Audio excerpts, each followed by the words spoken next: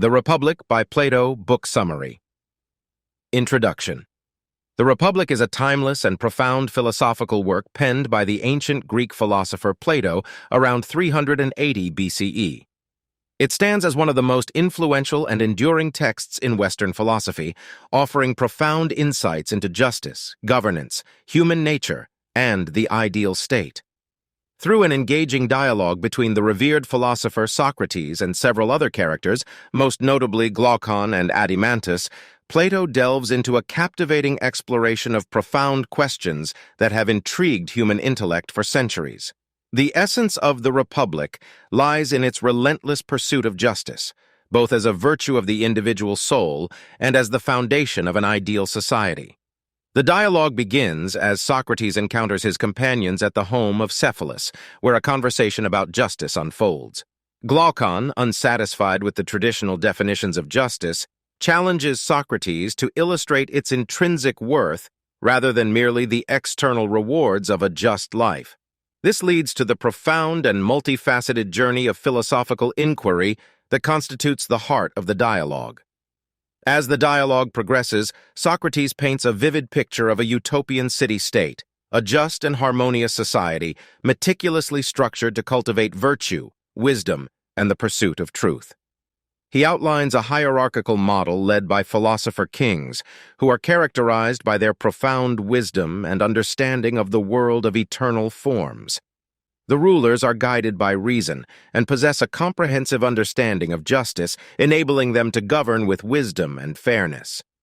Plato introduces the concept of the tripartite soul, dividing human nature into three distinct elements: reason, spirit, and appetite.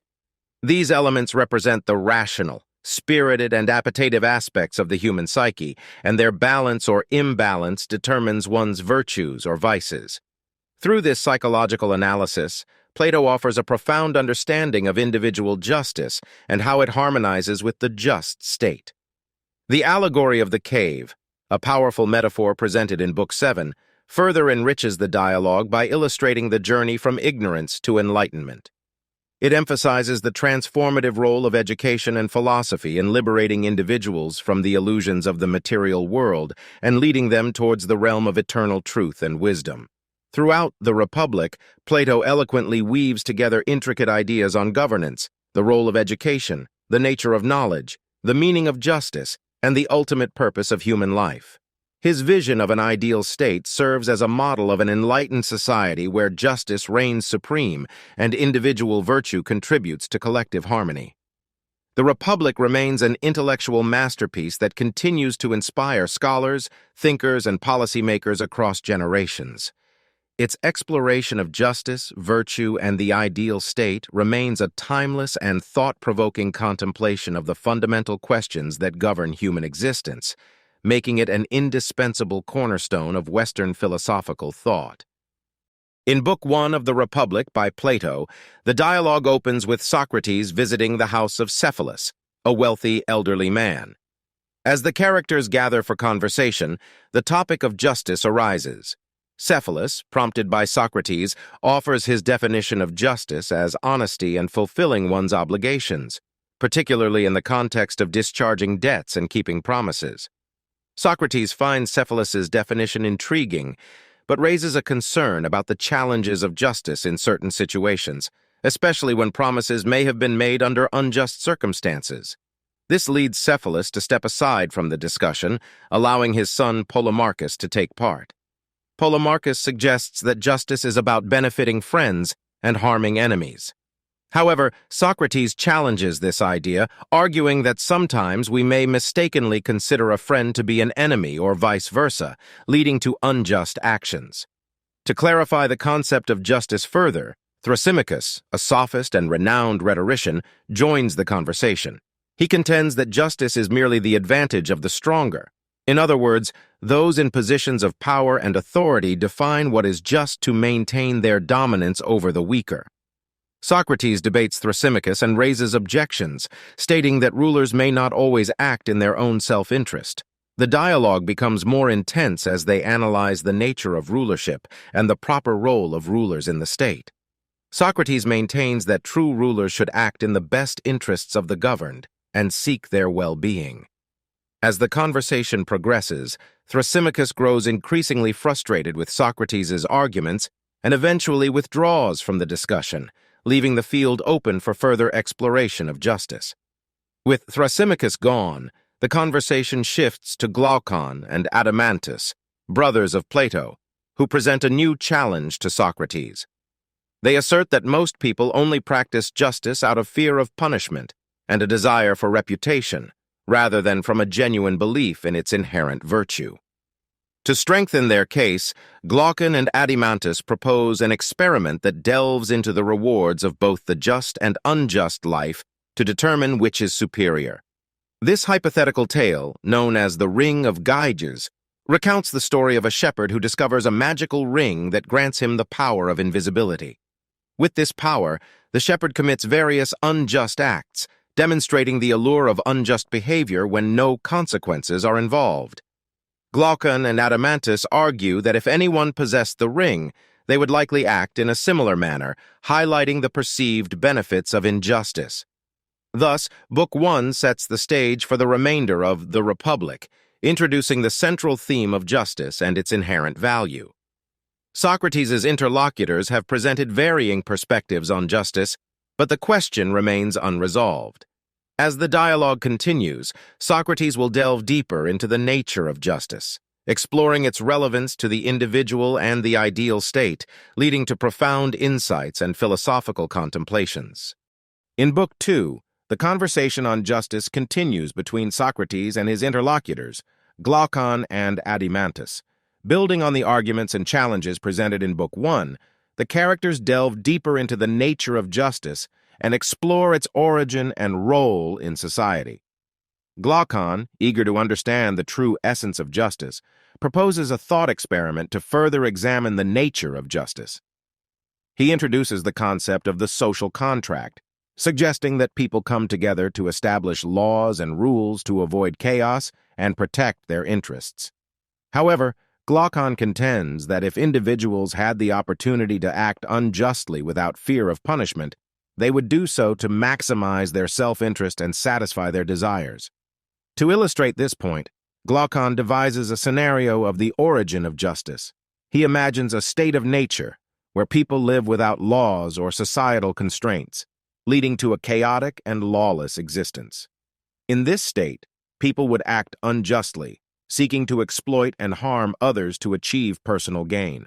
To counteract this, societies form agreements or social contracts, creating laws and institutions to curb people's inclination toward injustice.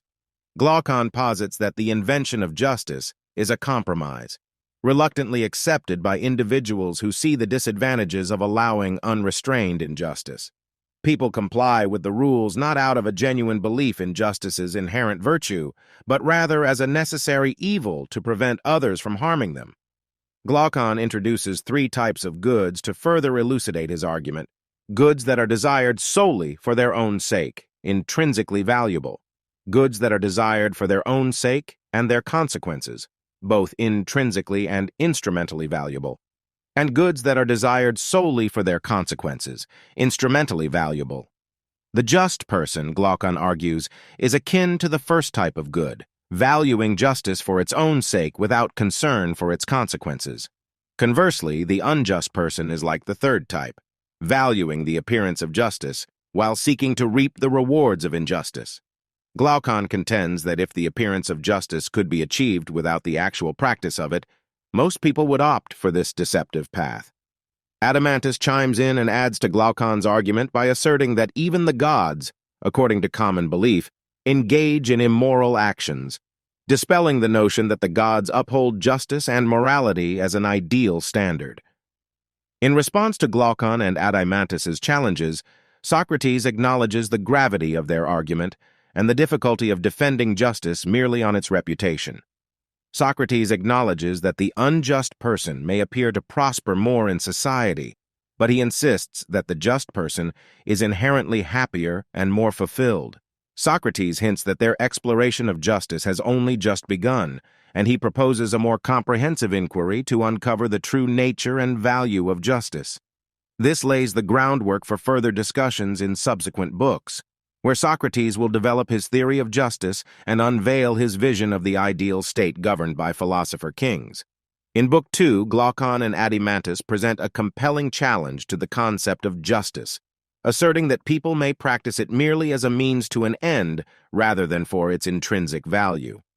This sets the stage for deeper philosophical explorations and intricate arguments in the ensuing books of The Republic. The dialogue remains a fascinating and thought-provoking journey into the complexities of justice, the human psyche, and the foundations of an ideal society. In Book 3 of The Republic by Plato, the conversation between Socrates, Glaucon, and Adeimantus continues as they explore the education and upbringing of the citizens in the ideal state. The primary focus shifts from the concept of justice to the question of how to create and maintain a just society. Socrates begins by outlining the importance of music and poetry in shaping the character and values of the citizens. He argues that the stories and music to which children are exposed during their formative years greatly influence their perception of virtue and vice. Therefore, the state should censor and carefully select the content of artistic works to promote ethical and moral behavior. Socrates suggests that the state should promote stories that portray gods and heroes as virtuous and just, demonstrating the rewards of justice and the consequences of injustice. Likewise, narratives that depict the gods or heroes engaging in immoral actions or displaying negative traits should be excluded from education.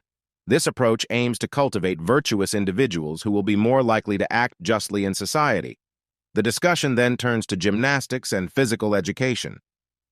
Socrates emphasizes the importance of physical training to produce citizens who are both strong and disciplined. Physical fitness is seen as crucial for fostering courage, which is one of the cardinal virtues in the ideal state. Socrates further refines the class system of the state. He proposes that children should be brought up communally, with no knowledge of their biological parents. The goal is to minimize any feelings of partiality or favoritism among citizens and create a sense of unity and common purpose. Education, according to Socrates, is a lifelong process, and even the rulers of the state should receive extensive philosophical training. He argues that only those who have gained a deep understanding of the forms and the nature of reality should be allowed to rule. These philosopher-kings, as they are called, possess the wisdom necessary to make just and informed decisions for the well-being of the state. To solidify the concept of the ideal state, Socrates describes the nature of the rulers and guardians in more detail. The rulers must be disinterested in wealth and material possessions and should prioritize the common good above personal gain. They are expected to live a simple and austere lifestyle, devoid of luxury or extravagance. Additionally, Socrates proposes that the state should avoid involvement in warfare that involves conquest or the acquisition of territory. Instead, the primary purpose of war should be the defense and protection of the state and its citizens. Book 3 concludes with the idea that creating and maintaining a just society requires a comprehensive and rigorous educational system. The state's education aims to shape individuals' character, instill virtuous values, and prepare them for their roles as rulers, guardians, and producers. Through the discussions in Book 3, Plato emphasizes the significance of education and the moral formation of citizens in the ideal state. The idea of communal education and the role of philosophers as rulers reflect Plato's belief in the transformative power of knowledge and wisdom in guiding a just and harmonious society. In Book 4, the dialogue continues with Socrates addressing the issues of justice, education, and the characteristics of the ideal state. Having established the importance of education in Book 3, Socrates now focuses on the nature of justice within the individual and how it contributes to the state's overall harmony. Socrates introduces the concept of the tripartite soul, which divides the human soul into three distinct elements: reason, spirit, and appetite. Each element corresponds to different virtues: wisdom for reason, courage for spirit, and moderation for appetite. The balance and harmony among these three parts of the soul define a just individual. Socrates explains that the rational part of the soul should govern the other two. Reason, guided by knowledge and wisdom, should control the spirited and appetitive parts.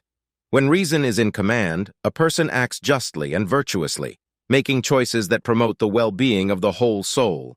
However, when one of the other two parts gains dominance over reason, the soul becomes unbalanced and unjust. If the spirited part overpowers reason, it may lead to anger, aggression, and a thirst for victory, making a person excessively competitive and reckless. On the other hand, when the appetitive part dominates reason, the individual becomes driven by base desires, seeking immediate gratification without considering long-term consequences. Socrates compares the tripartite soul to a city-state, where the rulers represent reason, the guardians symbolize the spirited part, and the producers embody the appetitive element. In an ideal state, the rulers, who are the philosopher-kings, possess wisdom and rule with reason, ensuring the harmony and just governance of the entire society. To demonstrate the interconnection between the individual and the state, Socrates extends the analogy of the soul and the city. He explains that the just individual mirrors the just state. The just soul, with its three parts in harmonious balance, reflects the three classes in the ideal state working together for the common good. This analogy highlights the parallel structure between the microcosm of the soul and the macrocosm of the state. Socrates also emphasizes the importance of proper education in shaping individuals and society. He believes that the education of the rulers is of utmost significance, as they require philosophical training to understand the forms and the nature of the good. Only by attaining this higher knowledge can they govern the state justly and wisely. The dialogue concludes with Socrates elaborating on the allegory of the cave, which serves as a powerful metaphor for enlightenment and the philosopher's role in guiding society toward truth and wisdom.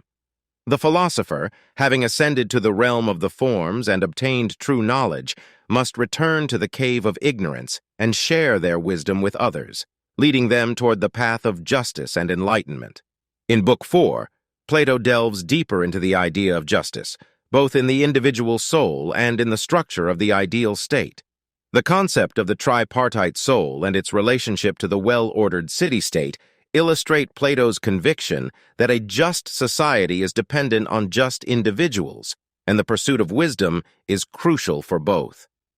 The book lays the foundation for subsequent discussions on the role of philosophers as rulers and the overall structure of the ideal state as outlined in The Republic. In Book 5 of The Republic by Plato, Socrates continues his exploration of the ideal state and its governance.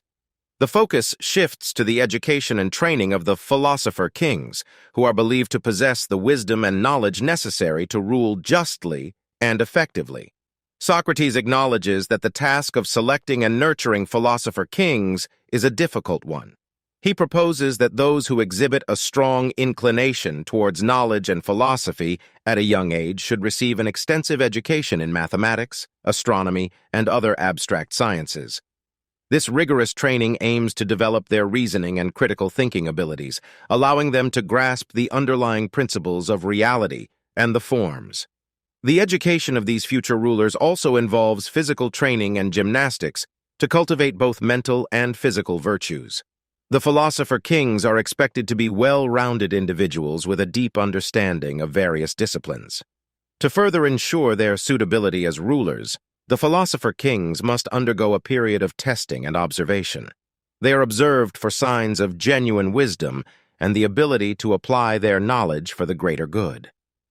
Only those who prove themselves to be true philosophers, devoid of self-interest and material desires, are deemed fit to lead the state. In addition to their educational training, the philosopher-kings are expected to lead simple and austere lives. They must not engage in material accumulation or participate in private property ownership, as such pursuits may lead them away from the pursuit of wisdom and virtue. Socrates addresses the role of women in the ideal state, advocating for gender equality in education and training. He argues that women are just as capable as men in possessing the necessary qualities to become philosopher queens and rulers. Women in the ideal state receive the same education and opportunities for intellectual and physical development as men, emphasizing their equal potential for wisdom and virtue. The concept of a community of wives and children is introduced, where the guardians and rulers share common wives and children. The aim is to dissolve the notion of private ownership within this ruling class and to promote unity and camaraderie among its members. As the discussion unfolds, Socrates addresses the concept of shared property and the abolition of money within the ruling class. By doing away with private property and wealth, the philosopher-kings are liberated from the distractions and conflicts that arise from material possessions, thus enabling them to focus solely on governing justly and wisely.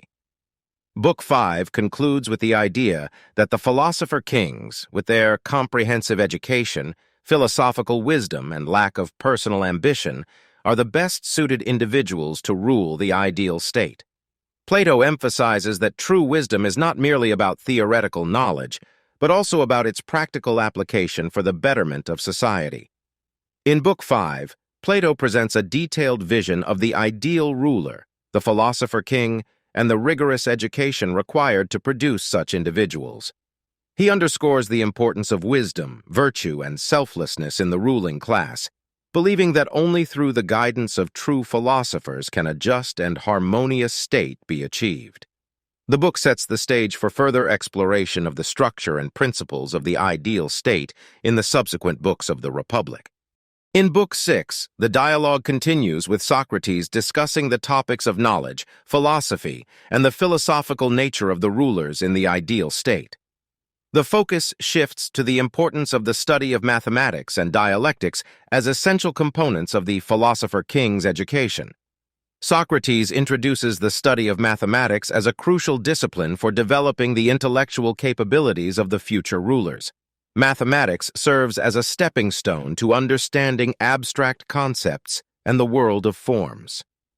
By engaging with mathematical principles, the philosopher-kings train their minds to grasp universal truths and attain a deeper comprehension of reality. The curriculum of the ideal state's education system includes the study of arithmetic, geometry, and astronomy. Arithmetic helps in understanding the abstract and absolute nature of numbers, while geometry introduces the study of visible forms and proportions. Astronomy, in turn, leads the philosopher-kings to contemplate the celestial realm and the divine order governing the cosmos. The study of dialectics, or logical reasoning and argumentation, is considered the pinnacle of the philosopher-king's education. Dialectics enables them to engage in profound philosophical discussions and seek the ultimate truth beyond appearances. Through dialectics, they learn to question assumptions, identify fallacies, and arrive at sound conclusions based on reason and evidence. Socrates describes the process of philosophical education as a transformative journey from the visible realm of the senses to the intelligible realm of the forms. The philosopher-kings must ascend from the material world of shadows and illusions to the world of eternal and unchanging forms, where they gain knowledge of the good and the ultimate reality. Philosophy, in Plato's view, is not just the pursuit of knowledge, but the love of wisdom. The philosopher-king's pursuit of wisdom leads them to a profound understanding of justice, which is considered the highest form of knowledge. Justice is intimately connected to the form of the good, and its realization ensures the well-being and harmony of both the individual and the state. Socrates contrasts the philosopher-kings with those who seek power for its own sake. The philosopher-kings, driven by the love of wisdom and the common good, are inherently selfless and uninterested in personal gain. In contrast, those who pursue political power for the sake of power tend to be motivated by ego and material desires, leading to the corruption and downfall of the state. The dialogue also delves into the idea of the philosopher's nature as a lover of learning and wisdom. Philosophers are characterized by their natural curiosity, their ability to recognize their ignorance, and their humility in the pursuit of truth. Socrates argues that such qualities are essential for a just and harmonious society, where rulers genuinely seek the common good rather than personal gain. Book 6 concludes with Socrates, reiterating the necessity of philosopher-kings for the ideal state and emphasizing the transformative power of philosophical education. The rulers, armed with knowledge and wisdom, will lead the state with justice and wisdom, creating a harmonious society where the pursuit of virtue and the common good prevail. In Book 6, Plato further elucidates the educational journey of the philosopher-kings, emphasizing the significance of mathematical and dialectical studies in preparing them for their role as rulers.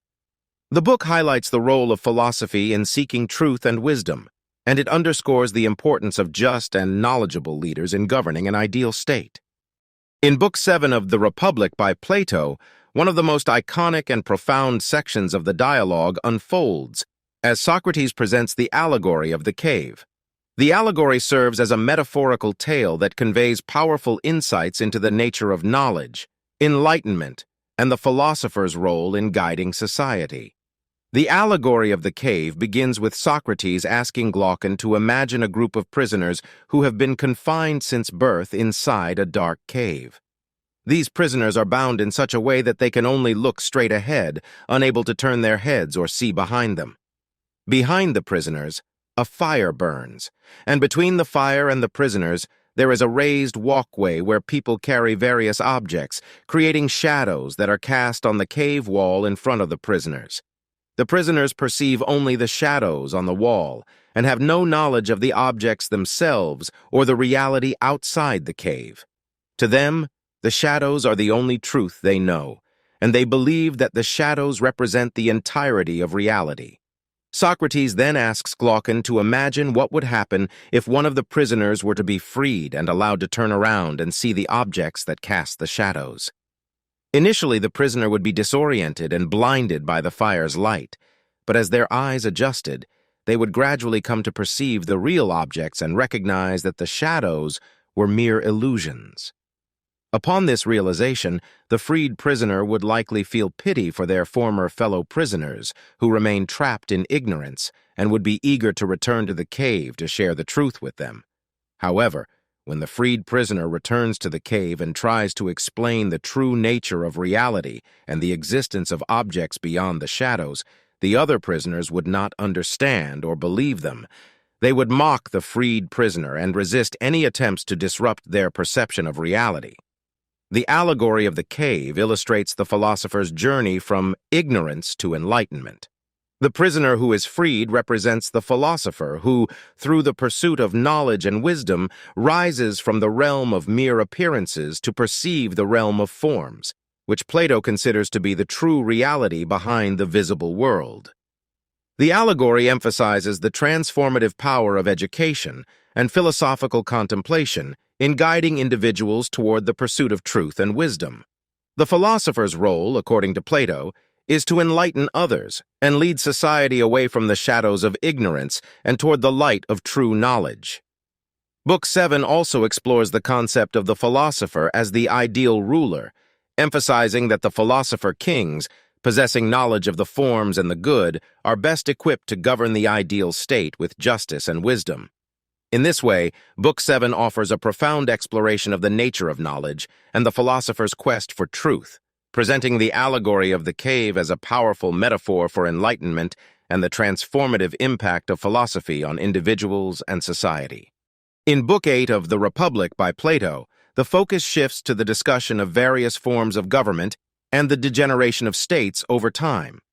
Socrates begins by explaining how the ideal state, governed by philosopher-kings, can degenerate into less just and more corrupt forms of government. Socrates identifies 5 forms of government, each representing a different stage in the state's decline. 1. Aristocracy. The ideal state with philosopher-kings at the helm is considered an aristocracy, where wisdom and virtue prevail, and rulers govern for the common good. 2. Timocracy. Over time, rulers in the aristocracy may become more concerned with honor and recognition. This leads to the emergence of a timocracy, where the love of honor and fame drives the ruler's decisions and actions. 3. Oligarchy. In the timocracy, the pursuit of wealth and material possessions becomes more prominent. As a result, the rulers begin to prioritize the accumulation of wealth and property, leading to an oligarchy where the wealthy elite govern for their own interests. 4. Democracy. The inequality and discontent in the oligarchy may foster a desire for greater equality and freedom. This leads to the rise of a democracy, where power is distributed more broadly among the citizens. but this can lead to a lack of discipline and the pursuit of excessive individual freedoms. 5.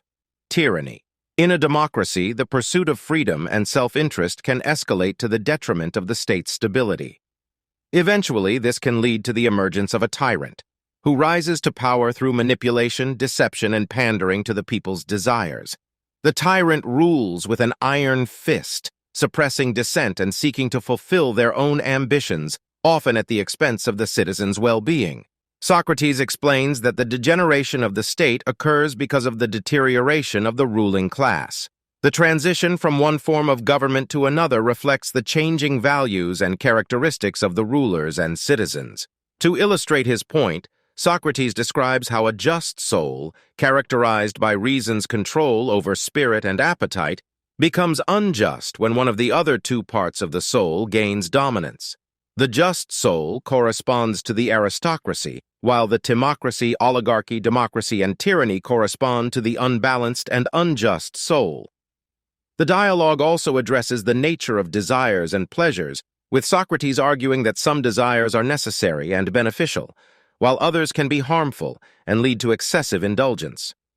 Socrates concludes that the degeneration of the state is an inevitable process if its rulers and citizens fail to uphold the values of wisdom, virtue, and justice. The transition from aristocracy to tyranny represents a cycle of decay and renewal that Plato believed societies could experience throughout history. In Book 8, Plato delves into the evolution of forms of government, offering a warning about the risks of societal decline and the importance of cultivating wisdom and virtue in both rulers and citizens to maintain a just and harmonious state. In Book 9 of The Republic, Socrates continues the discussion on the different forms of government and the nature of the individual soul. The focus shifts to an in-depth examination of the tyrannical individual and the tyrannical state. Socrates begins by exploring the characteristics of the tyrannical individual, someone driven by unrestrained desires and passions. He explains that the tyrannical individual is dominated by their appetitive part, with their reason and spirit subjugated by their insatiable desires for power, wealth, and pleasure. The tyrant seeks to fulfill these desires regardless of moral principles or the well-being of others, leading to a life of indulgence, excess, and ruthless ambition. The discussion then transitions to the tyrannical state, a corrupt form of government where the rulers govern for their own self-interests at the expense of the citizens' welfare. In a tyrannical state, the rulers exercise unrestrained power, exploiting the resources and labor of the people to maintain their luxurious and extravagant lifestyles. Socrates delves into the factors that lead to the emergence of a tyrannical state, which he identifies as the culmination of the degenerative process of the other forms of government. The tyrannical state arises when the thirst for power and pleasure drives the rulers to become increasingly oppressive and authoritarian, leading to the suppression of freedom and the rule of law. Socrates also explores the psychological state of the tyrannical individual, who experiences inner turmoil and internal conflict due to the dominance of unruly desires. The tyrant is plagued by fears, suspicions, and the constant need to maintain control over others to prevent potential threats to their power. Plato illustrates the tragic fate of the tyrannical individual and state, highlighting the destructive consequences of unrestrained desires and the lack of virtue in governance. He emphasizes that a just and harmonious state can only be achieved when rulers and citizens prioritize wisdom, virtue, and the pursuit of the common good over self-interest and ambition. Throughout Book 9, Plato emphasizes the correlation between the state's form of government and the individual's soul, reinforcing his belief in the interconnectedness of the microcosm, the soul, and the macrocosm, the state. The exploration of the tyrannical individual and state serves as a cautionary tale, warning against the destructive tendencies of human nature when wisdom and virtue are neglected. In Book 10, Socrates concludes the dialogue with a profound discussion on the nature of philosophy, the immortality of the soul, and the ultimate purpose of life. The book delves into the philosopher's pursuit of knowledge and the journey from ignorance to enlightenment. Socrates begins by stating that philosophers are often misunderstood and maligned by society. Their pursuit of truth and wisdom is perceived as impractical and useless, and they are often seen as aloof from the concerns of the ordinary world. However, Socrates argues that the philosopher's quest for knowledge is the highest calling, and that their insights are crucial for the well-being of both individuals and the state. The dialogue then turns to the immortality of the soul, a concept central to Plato's philosophy. Socrates asserts that the soul is immortal and indestructible, existing before birth and continuing after death. He describes the soul as a non-material entity that transcends the physical body and participates in the world of forms, where eternal and unchanging truths reside. Socrates contends that the soul's immortality is linked to its capacity for knowledge and its connection to the realm of the forms. The soul's longing for truth and wisdom is a reflection of its innate knowledge of the forms, which it has experienced in a pre-existent state. Philosophers, through their pursuit of knowledge and contemplation of the forms, seek to reconnect with their soul's divine nature and attain a deeper understanding of reality. The discussion then explores the concept of justice and how it relates to the soul's harmony and well-being. Socrates explains that justice in the individual soul mirrors justice in the ideal state.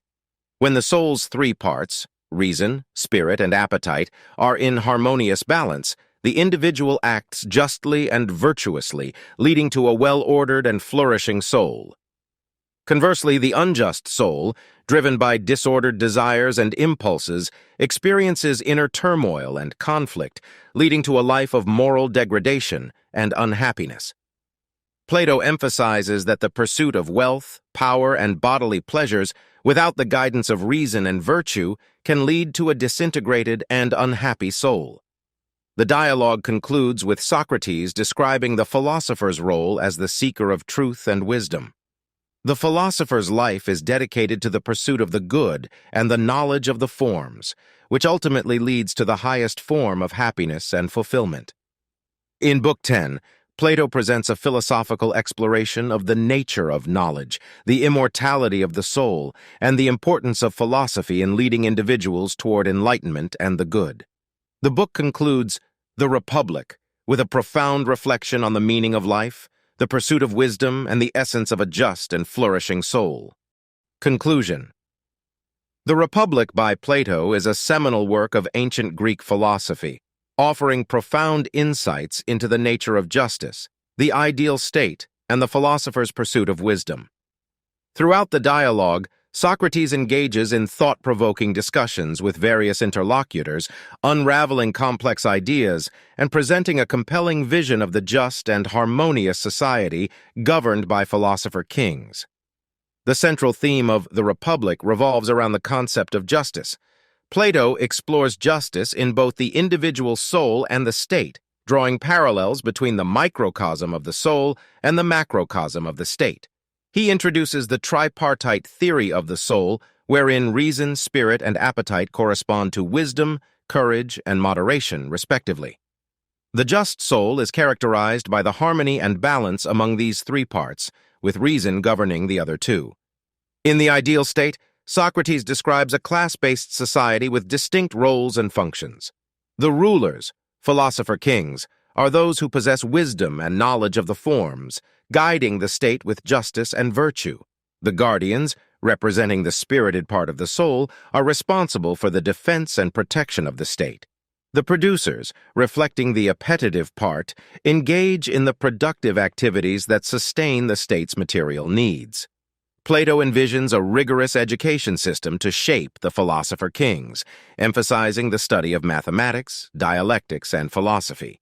He believes that only through such education can the rulers attain the wisdom and insight required to govern the state justly and effectively. The Republic also delves into the degeneration of states, where the ruler's pursuit of power and personal interests leads to the decline from aristocracy to timocracy, oligarchy, democracy, and eventually tyranny.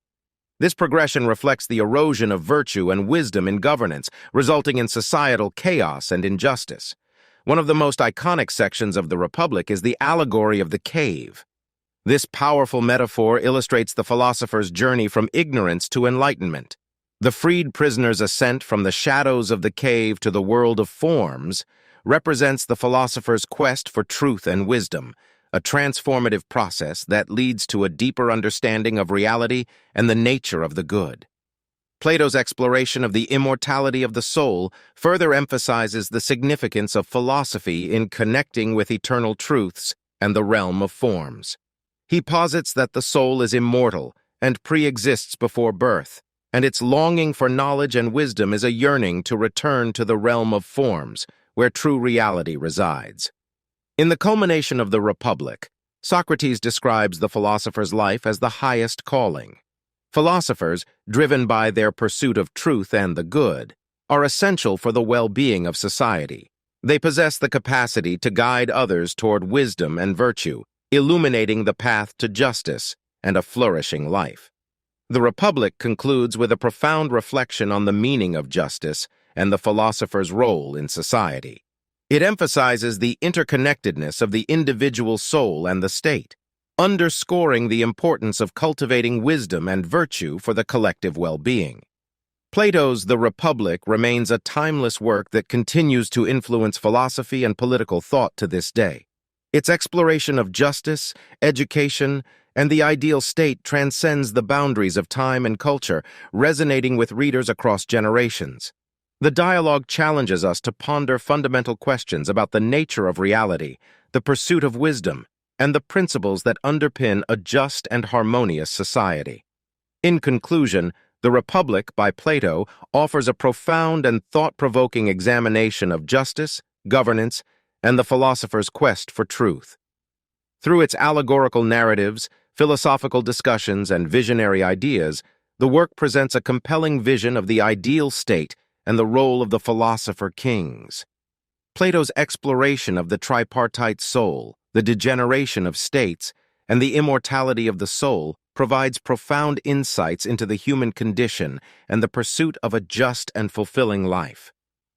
The Republic continues to stand as a testament to the enduring power of philosophical inquiry and its potential to shape our understanding of the world and ourselves.